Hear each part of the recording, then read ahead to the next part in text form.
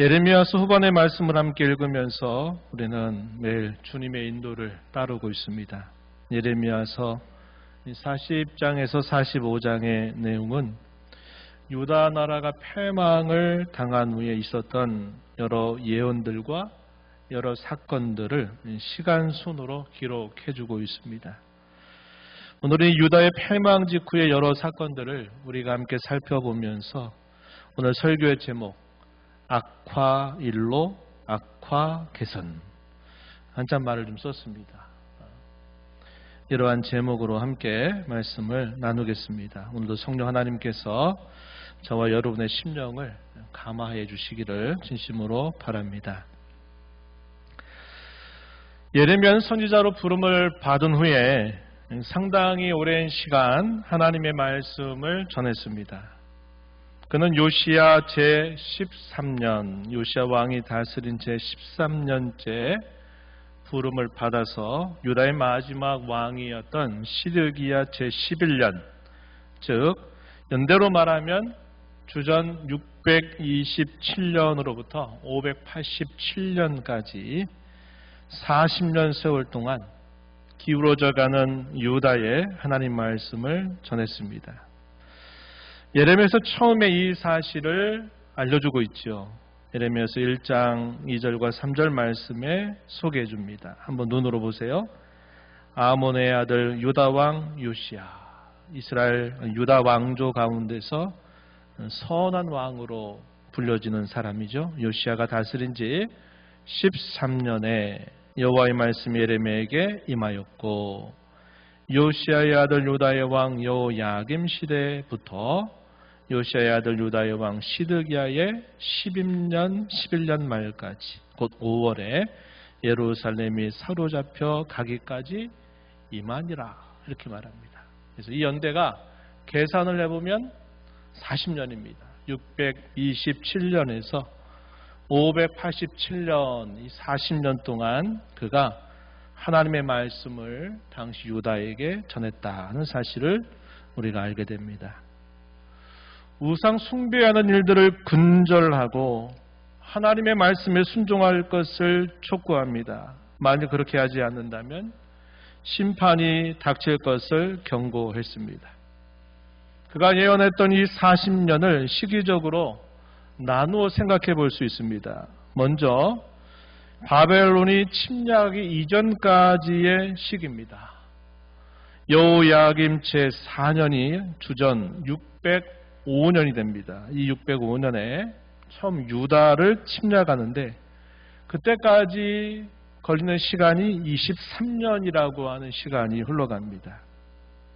예레미야서 25장 3절 이하에서 이렇게 알려줍니다. 한번 보세요.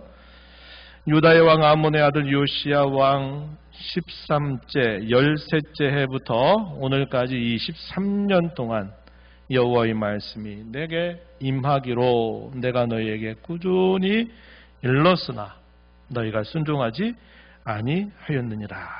4절에 보면 여호와께서 모든 종 선지자를 끊임없이 너희에게 보내셨지만 순종하지 않았고 귀를 기울이지 않았다, 이렇게 말합니다. 악한 길과 악행을 버리고 돌아오라. 그리하면 나 여호와가 너희의 조상들에게 영원부터 영원까지 준 그 땅에 살 것이다, 이런 말씀을 전했어요. 이게 23년 동안 이러한 메시지를 자기 백성들에게, 왕에게 이 말씀을 전해왔다고 하는 사실입니다. 바로 이 시기에 바벨론 70년 세월을 예언하기도 하였습니다. 두 번째 시기는 언제냐면 바벨론의 첫 번째 침략으로부터 마지막 침략의 시기입니다. 시간적으로 이 시간을 계산해 보면 약 16년의 시간입니다. 바벨론의 침략이 세 차례에 걸쳐서 이루어지게 되는데 첫 번째는 605년 여호야김이 다스린 제4년째 첫 번째 침략이 이루어지고, 두 번째 침략은 598년입니다. 여호야긴 제1년에 있게 되고, 세 번째 침략이 589년 시드기야 제9년째 이런 침략이 있게 됩니다. 이 시기에 주어졌던 예언은 바벨론의 통치를 수용하고 정해진 시간만큼 일상처럼 부지런히 살아라. 다른 헛된 예언에 미혹되지 말아라. 하나님이 회복해 주실 그 소망을 품고서 부지런히 하나님을 구하고 찾는다면 하나님께서 그곳에서도 그들을 만나 주시겠다고 하신 약속이었습니다. 이 말씀 떠오르시죠? 우리가 지난 주일 지난번 살펴봤던 그 내용이죠. 바벨론 포로 생활 지침서 안에 포함되어 있었던 이런 내용들을 하나님이 예레미야를 통해서 계속 들려주셨다고 하는 것입니다.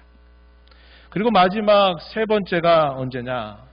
세 번째 침략을 당하고서 예루살렘이 함락될 때까지의 시간입니다. 이때 걸린 시간이 약 1년 반 정도의 시간이 흘러갑니다. 시드기야 왕이 다스린 제9년에 바벨론의 군사들이 예루살렘을 포위하기 시작을 해서 18개월 동안 이 예루살렘이 포위 상태로 있게 됩니다. 그러다가 시드기야 왕 제11년에 예루살렘이 완전히 함락당하게 되면서 유다 나라가 패망할 때까지입니다. 연대로는 이때가 언제냐? 589년으로부터 587년이에요. 그래서 이 기간이 1년 8개월 해당됩니다. 예레미야서 39장 1절과 2절에서 다음과 같이 기록해주고 있어요. 유다의 시드기야 왕의 제9년 10째 달에 바벨론의 느부갓네살 왕과 그의 모든 군대가 와서 예루살렘을 애워싸고 치더니 시드기야의 제11년 넷째 달 9째 날에 성이 함락되니라. 이렇게 말합니다. 그래서 이 기간을 계산해 보게 되면 약 1년 반 정도 동안 포위 상태로 있게 되다가 결국은 함락을 당하게 되면서 유다가 패망하게 되는 때가 바로 이때다 하는 사실을 성경이 보여주고 있다 하는 겁니다.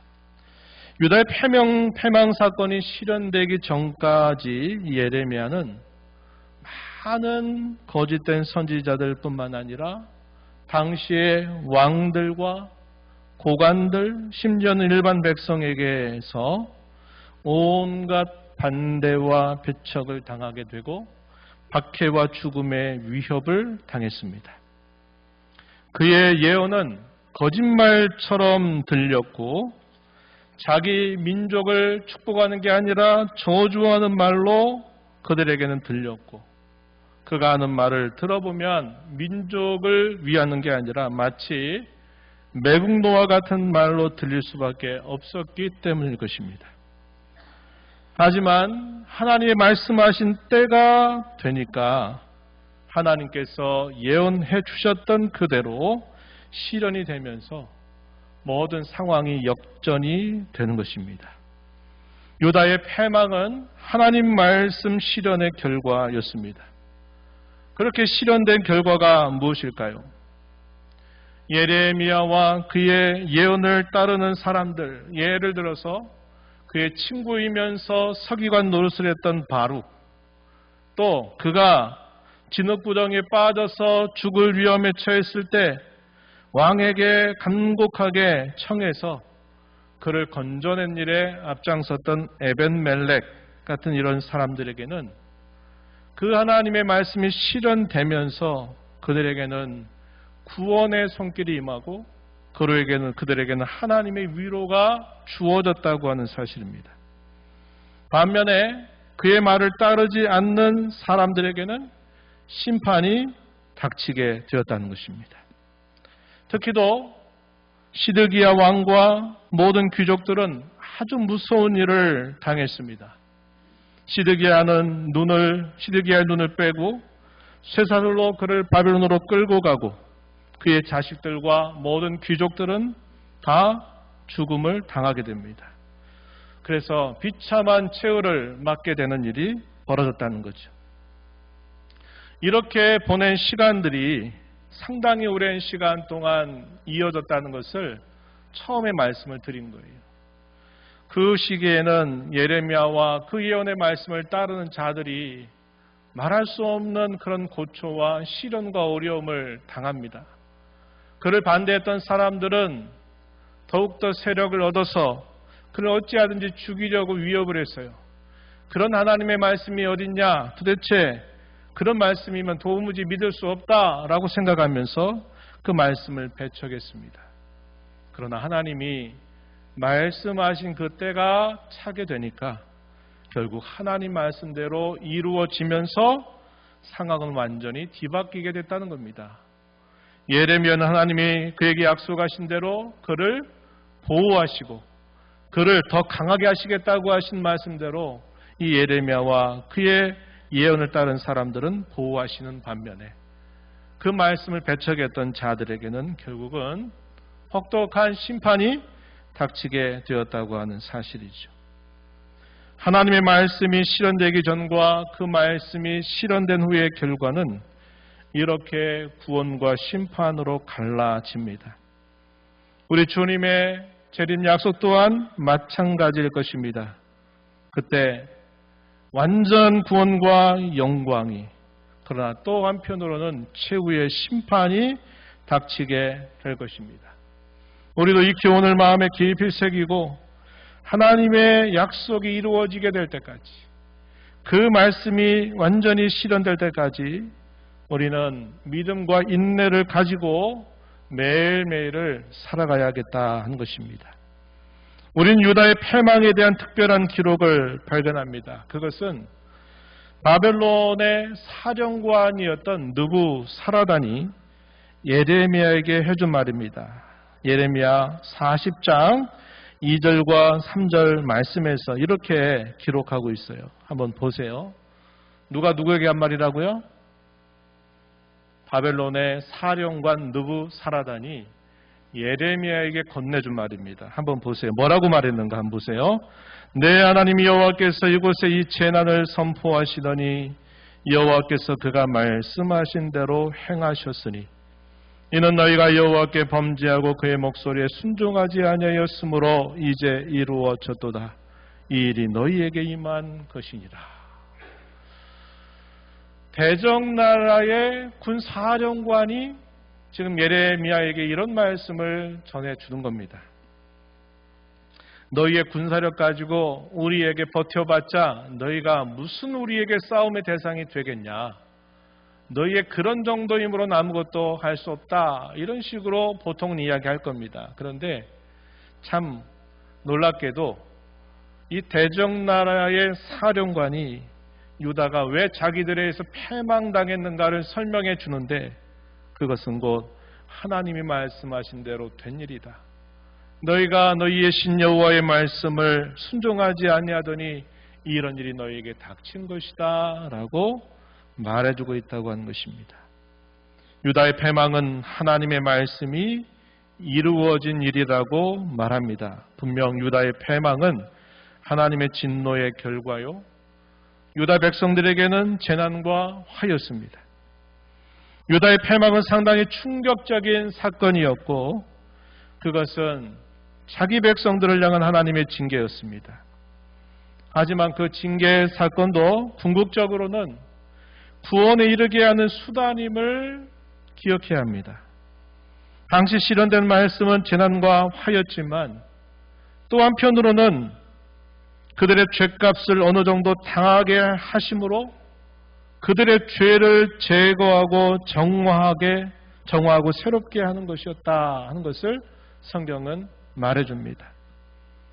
물론 우리가 그들이 범한 죄값 그대로 보응을 받았다면 그들은 수천 번 망하고 말았을 것입니다. 그러나 하나님은 그 백성들에게 그들이 감당할 수 있는 정도로 제한해서 그들에게 벌을 당하게 하시는 겁니다.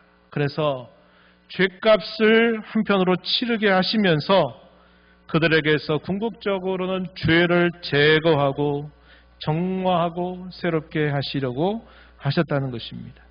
하나님의 약속은 유다의 패망과 바벨론의 포로 생활을 넘어서 훗날에 바벨론을 심판하시고 자기 백성들을 다시 회복하리라고 하시는 것이었습니다. 이것이 예레미야를 통해서 주셨던 궁극적인 예언의 실현의 내용이었습니다. 이것은 예레미야 예언의 진수가 담겨져 있는 예레미야서 30장부터 33장에서 발견됩니다. 그 중에서 대표적인 구절, 예레미야서 33장 6절로 9절 말씀을 우리가 볼 수 있겠는데, 이 약속은 당시 백성들에게만 아니라 오늘 저와 여러분에게도 주어지는 하나님의 말씀임을 기억하면서 한번 잘 들어보시기 바랍니다. 33장 6절에 이렇게 말합니다. 그러나 보라, 내가 이 성읍을 치료하며 고쳐 낫게 하고 평안과 진실이 풍성함을 그들에게 나타낼 것이며, 내가 유다의 포로와 이스라엘의 포로를 돌아오게 하여 그들을 처음과 같이 세울 것이며, 내가 그들을 내게 범한 그 모든 죄악에서 정하게 하며 그들이 내게 범하며 행한 모든 죄악을 사할 것이라, 이렇게 말합니다.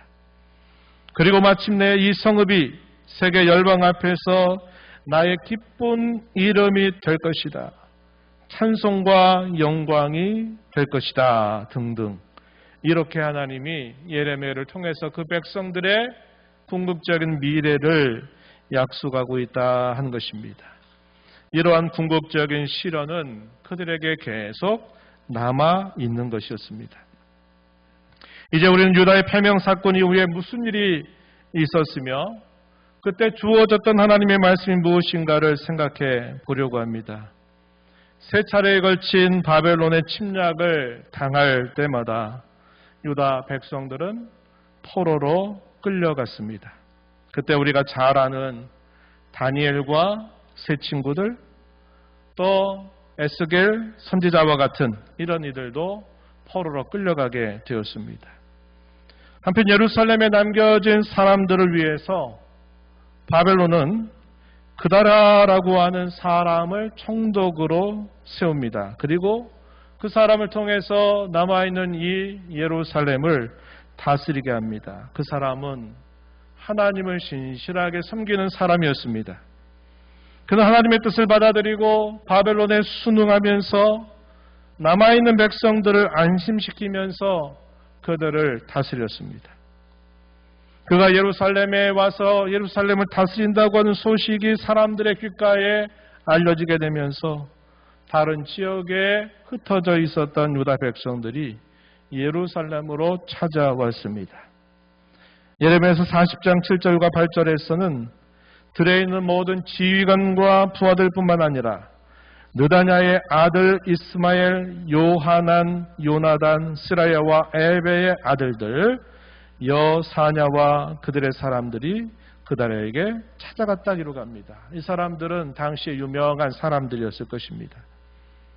그런데 그 찾아온 무리들 중에 우리가 금방 읽었던 이름 이스마엘과 그의 사람들 10명이 속해 있었어요. 그리고 이 사람들이 그다라를 만나러 찾아가서 그와 함께 식사를 하는 중에 이 그다라를 죽여버립니다.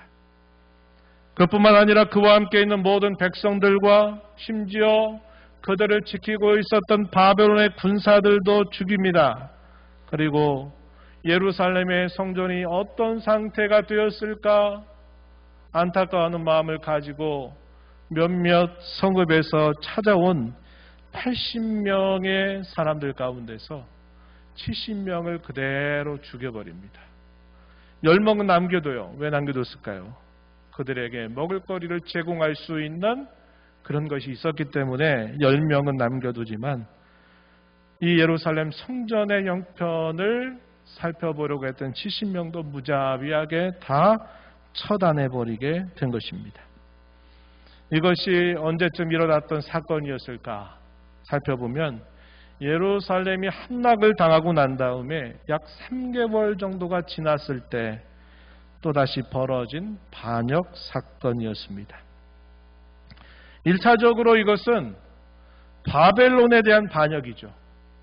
바벨론 나라가 이 유다에 있는 백성들을 치리하라고 다스리라고 세웠던 이 그다랴를 죽여버린 것입니다. 그 책임을 그들이 물어야 되겠죠. 이 바벨론에 대한 반역입니다. 그러나 무엇보다도 그것은 하나님의 뜻에 대한 또 하나의 반역이었습니다. 이것은 또다시 닥친 위기 상황이 되어버린 것입니다. 생각 끝에 이스마엘은 어떤 결정을 내리느냐? 바벨론이 우리를 가만히 두지 않을 것이다 라는 생각을 하고서는 남아있는 다른 유다 백성들까지 데리고서 암몬 나라로 피신하려고 했어요. 한편 이스마엘이 행했던 이 악행이 또 한 사람의 군 지휘관이었던 요하난에게 이 사실이 알려집니다. 그래서 요하난은 자기를 따르는 사람들과 함께 이 이스마엘을 만나서 그와 싸우려고 했습니다. 그리고 마침내 이 이스마엘을 만나게 돼요. 그때 이 이스마엘이 데리고 있었던 많은 유다 사람들의 마음이 어디로 기우냐면 요하난에게로 마음이 기울어버려요. 그래서 이스마엘은 자기의 사람 8명과 함께 급하게 도망쳐버립니다. 어디로 도망쳤을까요? 암몬이라고 한 나라로 도망쳐버리게 됐고, 이제 요하난이 우두머리가 돼서 그를 따른 사람들이 꽤 많은 사람들이 모이게 된 것입니다. 그때 요하난은 어떤 생각을 했을까요? 이 요하난은 자신과 자신을 따르는 사람들, 그 무리들을 데리고서 여기 있다간 우리도 안 되겠다라고 생각을 하고서는 애굽으로 도망치려고 했습니다. 그러면서도 당시 선지자가 있었던 당시 있었던 예레미야를 찾아가서 하나님 앞에 물어요. 자기들이 마땅히 갈 길이 어디고 할 일이 무엇인가를 알려달라고 요청했습니다. 오늘 우리가 읽은 본문 3절에 기록되고 있는 말씀이에요. 마땅히 갈 길과 마땅히 행할 길을 우리에게 보여달라고 기도해달라, 이렇게 요청을 한 겁니다. 10일이 지났습니다. 다시 만났어요. 예레미야는 하나님께로부터 받았던 말씀을 요하난과 그의 무리들에게 그 말씀을 전했습니다. 그 말씀의 내용이 예레미야서 42장 11절 또 13절 14절에서 기록이 되어 있습니다. 이렇게 말했어요. 그 내용의 골자를 간단하게 소개하면, 너희가 여기서라도 애굽으로 가지 말고 이 예루살렘에 그냥 있는 것이 하나님의 뜻이다. 예루살렘에 있으면 하나님께서 바벨론의 왕으로부터 너희를 보호하신다고 분명히 말씀하셨다.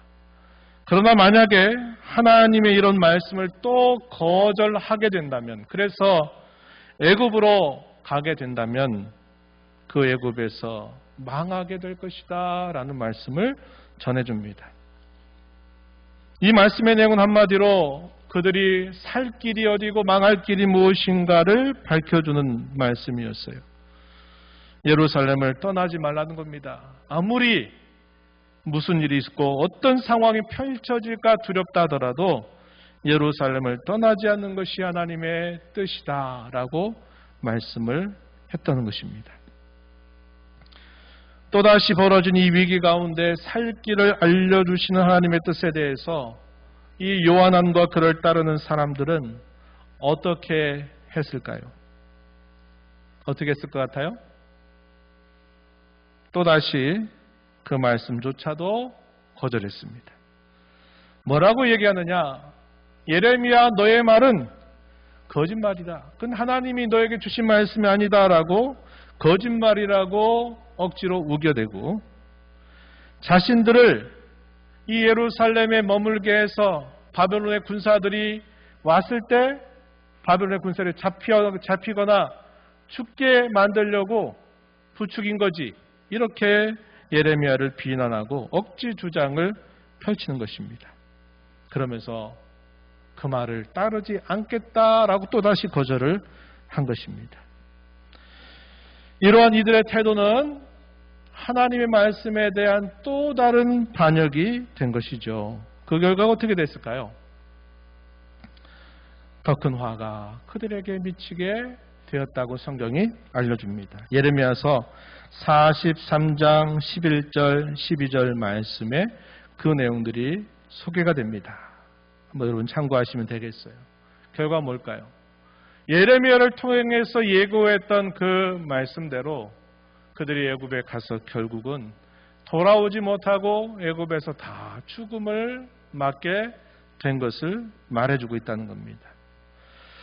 위기의 위기를 거듭하는 상황들 속에서 계속 하나님은 그의 말씀을 들려주시면서 그들에게 살 길이 바로 이것이니 이 말씀을 듣고 따른다면 너희가 그래도 살 수 있다라고 말씀을 해주심에도 불구하고 당시 유다 백성들과 또 혼란이 거듭되고 있는 상황들 속에서도 계속 말씀을 거절하고 또 반역함으로써 더 큰 화를 자초했다는 사실을 역사가 보여주고 있는 것입니다.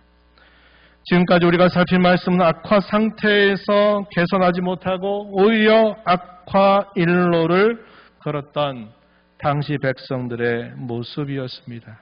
이런 모습은 그들에게만이 아니라 오늘 저와 여러분이 살아가는 신앙의 여정 속에서도 반복되는 일임을 우리가 배워야 합니다. 진심으로 저는 여러분들이 좋은 상황에서는 더 좋은 상황이 계속되기를 바라고 혹여나 나쁜 상황에 처해져 있다면 그 상황에서 속히 개선되기를 바라는 마음을 가지고 있습니다.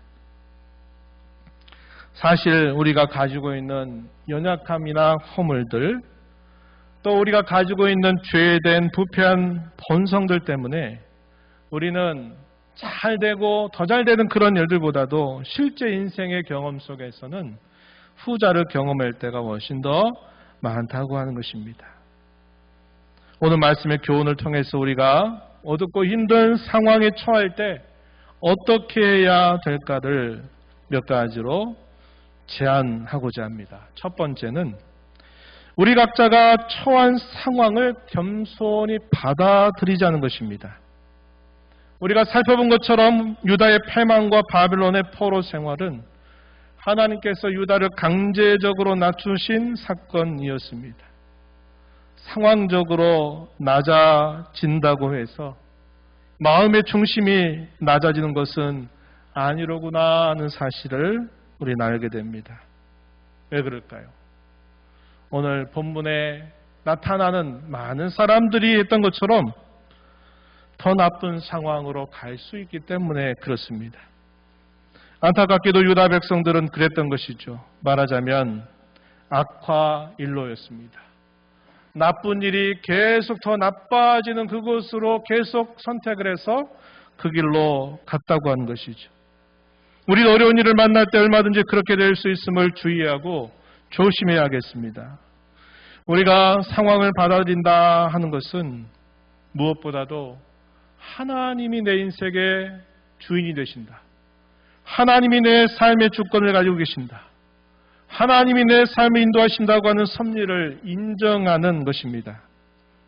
다른 변명과 핑계를 대거나 다른 탓과 자기를 정당화하는 것들을 우리가 늘 조심하고 저와 여러분이 처해져 있는 이 상황을 수용하고 순응하는 것이 올바른 신앙의 태도라는 사실을 꼭 기억하기를 바랍니다. 다음으로 상황의 결과에 대한 하나님의 뜻을 발견하자고 하는 것입니다. 상황을 수용하고 순응하는 것에 더 나아가서 우리는 그 상황을 하나님 앞에서 깊이 생각하고 그분의 뜻이 무엇인가를 발견해야만 합니다. 내게 왜 이러한 일이 있을까 하는 것이 단순히 눈에 보이는 어떤 현상적인 이유 때문에 그러게 됐다고 보지 말고 이걸 통해서 하나님이 무엇인가 내게 말씀하시고자 하시는 것이 아닌가, 하나님이 분명 뭔가를 깨닫게 하시려고 하는 것이 아닌가를 우리가 깊이 생각하고 돌아보고 그것이 무엇인가를 발견하도록 힘을 기울여야 된다는 것입니다. 상황에 대해서 가져야 할 태도는 두 가지일 것입니다. 잘 생각해 보세요. 하나는 어떤 상황에 대하여 대단히 둔감해져야 할 때가 있어요. 또 하나의 경우는 어떤 상황에 대하여 대단히 예민해져야 할 때가 있습니다. 예를 들어 상황에 둔해져야 할 때는 언제일까요? 하나님께서 말씀하신 것과 그분이 우리에게 알려주신 그분의 뜻과 상황이 반대일 경우에 어떻게 될까요? 그 상황에 둔감해져야 된다 이 말이죠. 그 상황에 민감하게 반응하지 말아야 된다 이 말입니다. 내가 가야 할 이 신앙의 길이 분명하게 하나님의 말씀에 의해서 이것이다 라고 정해졌을 때 상황이 그게 아닌 것으로 만들 때 어떻게 되느냐? 그럴 때는 그 상황과 상관없이 내가 가야 할 이 신앙의 길을 우직하게 걸어가는 태도를 취해야 된다는 겁니다. 그러나 또 하나의 경우가 있어요. 상황을 통해서 하나님이 무엇인가를 깨닫게 하고자 하시는 때가 있어요. 그럴 때는 그 상황을 깨닫지 못하고 둔감해지지 않도록 해야 돼요. 이럴 때는 그 상황에 대하여 예민하게 반응을 보여야 된다고 하는 것입니다. 하나님의 뜻과 우리의 믿음이 맞을 때, 그럴 때는 우리가 이 상황들을 예민하게 생각하는 자세를 가져야 된다 하는 겁니다. 오늘 우리가 읽은 이 말씀의 내용은 무엇을 보여줄까요? 이 두 번째 경우입니다. 하나님이 예레미야를 통해서 40년 세월 동안 계속 일관된 예언들을 그들에게 건네주었고 그들은 거역하다가 자기의 길들을 걸어갈 때마다 또 하나님은 또다시 말씀을 건네주시면서 이게 하나님 백성의 길이다 라고 말했어요. 그런데 당시의 백성들은 그렇게 하지 않고 계속하다가 하나님이 경고하신 그 상황이 그들에게 이루어지게 됐다는 것입니다. 그럼 그들이 그런 상황을 만나게 되었을 때 무슨 생각이 될까요? 우리가 살펴본 것처럼 느부사라단이라고 하는 바벨론의 사령관이 너희가 이런 일을 닥친 것은 너희가 섬기는 하나님의 말씀을 듣지 않아서 이렇게 된 것이다 라고까지 말함에도 불구하고 정작 그 어려움을 당하고 있는 하나님의 백성들은 깨닫지 못하고 듣지 않는 태도를 취하고 있다고 하는 것입니다. 하나님은 상황 속에서 마침내 구원과 심판의 일을 드러내십니다. 하나님은 상황을 통해서 그분의 뜻이 무엇인가를 드러내십니다. 그것은 계속 반복되는 일입니다. 우리는 상황을 하나님 앞에서 올바로 해석하도록 힘써야 합니다. 상황에 대해서 정확하게 해석하고 이해할 수 있으려면 어떻게 될까요? 우리의 마음을 하나님께로 향해서 그의 말씀의 길을 기울이고 들어야 된다는 거죠.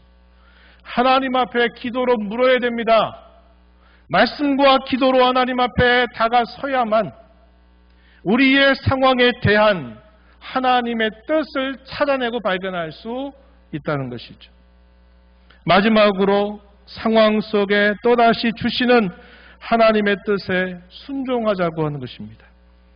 우리가 어렵고 힘든 상황 속에서 구원을 경험하는 길은 하나님의 뜻에 대한 믿음과 순종에 달려 있습니다. 주어진 하나님의 뜻에 귀를 기울이고 순종하면 그것이 우리에게 복이 되고 생명이 되겠지만 그것을 거스르면 우리에게 불행이 되고 우리에게 화가 미치게 될 것입니다. 말하자면 지금까지 악화를 개선하겠지만 만약에 그렇지 않는다면 악화 일로를 경험하게 될 것입니다. 우리가 대부분 경험하는 인생의 경험은 끊임없는 인과론에 근거하죠. 꼬리에 꼬리를 물고 계속 또 일어나는 것들을 경험하게 되는 것입니다. 그러나 그 인과 고리의 결과를 우리가 끊어야 되는 것, 그 끊을 수 있는 길들이 바로 하나님의 뜻과 그의 말씀과 그를 향한 기도를 통해서 우리가 나아갈 때 이런 악순환의 고리를 끊을 수 있다고 하는 사실을 우리는 알게 되는 것입니다. 하나님의 뜻에 순종하려면 무엇보다도 우리의 생각과 판단과 경험을 내려놓아야만 합니다. 그것을 고집하는 것을 교만이라고 말하는 것이에요. 우리의 마음을 하나님께 진심으로 향해야 합니다. 우리가 앞에서 살폈던 요하나는 결국 말은 너무나 잘했는데 잘못된 선택을 했지만 그가 했던 마음만큼은 얼마나 멋진 자세인지 몰라요. 예레미야를 만나서 한 말이 무엇이었습니까? 오늘 우리가 읽은 본문을 한번 보시죠. 3절과 6절입니다. 함께 우리 읽어보겠습니다. 본문 3절 뭐라고 대답했는가 한번 읽어보죠. 당신의 하나님 여호와께서 우리가 마땅히 갈 길과 할 일을 보이시기를 원하나이다. 이것은 우리가 하나님 앞에 그의 말씀을 듣고 기도하고자 하는 태도를 보여줍니다. 6절 말씀을 또 함께 읽어보겠습니다. 우리가 당신을 우리 하나님 여호와께 보내면 그의 목소리가 우리에게 좋든지 좋지 않든지를 막론하고 순종하려 함이라. 우리가 우리 하나님 여호와의 목소리를 순종하면 우리에게 복이 있으리다 하니라. 아멘. 이 얼마나 멋진 말인지 몰라요. 이런 멋진 말을 요하나니 예레미야에게 이런 멋진 말을 했어요. 정말 모범적인 좋은 말을 했습니다. 그런데 안타깝게도 말은 이렇게 해놓고 요하나는 어떻게 했습니까? 거절했어요. 거짓된 명분을 내세우면서 거절하면서 더 큰 화를 자초했던 것을 우리가 살펴본 바와 같아요. 우리는 그런 것을 떠나서 이러한 태도를 가져야 한다는 겁니다. 내가 처해지는 상황 속에 하나님, 내가 마땅히 가야 할 길이 어디이고 내가 행해야 할 일이 무엇인지를 보여주십시오. 이렇게 기도하고 그것이 내가 보기에 나에게 좋게 보이든지 좋지 않게 보이든지 순종하겠습니다라는 자세를 갖고 행하면 결국 그것이 우리에게 복이 된다고 하는 사실을 고백한 것처럼 우리도 우리의 상황 속에 계속적으로 주어지는 하나님의 뜻에 순종하기를 다짐하면서 우리 남은 인생을 하나님 앞에 살아가게 되기를 진심으로 바라는 것입니다. 이런 말씀을 새기면서 여러분의 상황이 어떤 상황에 있는지 알 수 없지만 여러분들의 주어진 상황 속에서 오늘 이 말씀의 교훈을 잘 되씹으면서 여러분의 남은 인생이 악화 일로가 아니라 악화로부터 잘 개선되어서 하나님 주시는 복을 누리는 삶이 되기를 진심으로 축원합니다.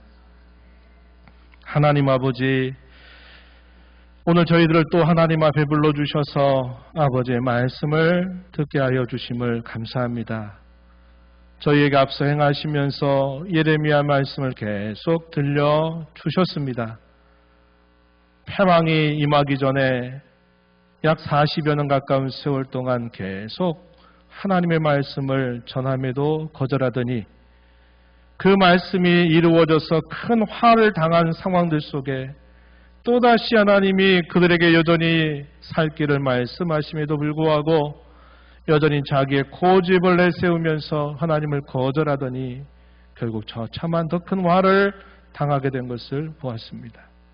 저희의 삶 속에 이러한 일들이 반복되지 않도록 특별히 저희가 어렵고 공고하고 힘겨운 상황에 있을 때마다 오늘 말씀의 교훈을 마음에 잘 새겨서 이 악순환의 고리를 끊어내게 하시고 하나님이 우리에게 주시는 복을 누림으로 하나님께 영광이 되는 복된 삶이 되게 하여 주옵소서.